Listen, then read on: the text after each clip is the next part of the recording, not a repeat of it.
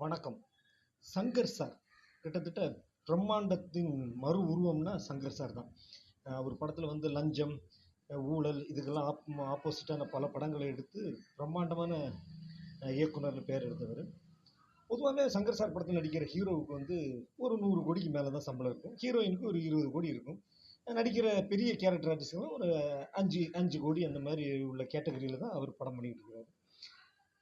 ஆனால் சாதாரணமாக அன்னன்னைக்கு வேலை பார்த்து அன்னன்னைக்கு குடும்பத்தை நடத்துகிற ஒரு துணை நடிகன் வந்து ஒரு படத்தில் ஒரு 4 நாள் 5 நாள் வேலை செய்கிறான், இல்லை ஒரு நாள் 2 நாள் வேலை செய்கிறான்னா அவனுக்கு உண்டான சம்பளம் என்ன? ஒரு 500, 1000, 1200, 1500 இவ்வளோ தான் சம்பளம்.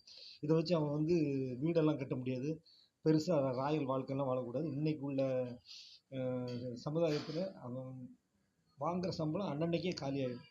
அப்படிப்பட்ட சாதாரண துணை நடிகனோட சம்பளம் வந்து கொடுக்காம அந்த கம்பெனி நிர்வாகம் வந்து அந்த மாதிரி பண்ணுறதுங்கிறது ரொம்ப கொடுமையான விஷயம். இந்த வந்து இங்கே தமிழ்நாட்டில் நடக்கல, ஆந்திராவில் நடந்திருக்கு. தமிழ்நாட்டில் ஏன் நடக்கலைன்னா, தமிழ்நாட்டில் இந்த மாதிரி பல படங்களுக்கு நம்ம துணை நடிகர்கள் சம்பளமே எல்லாமே வேலை பார்த்துருக்காங்க. அவங்களும் யூனியன் சங்கத்திலலாம் கம்ப்ளைண்ட் பண்ணுவாங்க, ஆனால் வராது. அந்த மாதிரி பல படங்களுக்கு வராமலாம் இருந்திருக்கு. நானே பல படத்தில் வந்த பூசல்லாம் சம்பளம் வாங்காமல் நடிச்சிருக்கேன்.